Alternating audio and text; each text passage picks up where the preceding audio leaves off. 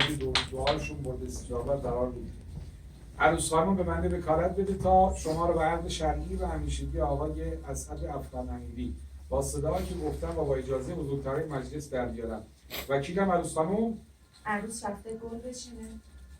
گل چیده رفته گل خب عروس خانم گلابو چیده کنارش نشونده انشاءالله. عروس خانم وکیلم. آها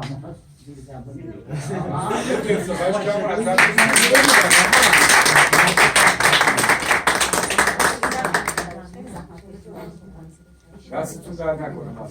خب عروس خانم زیر رسیدن مایل واصل شد دیگه، بعدا رو باید بلند بگی. وکیلم عروس خانم. با اجازه مادرم و بقیه بزرگترین جمع فرده.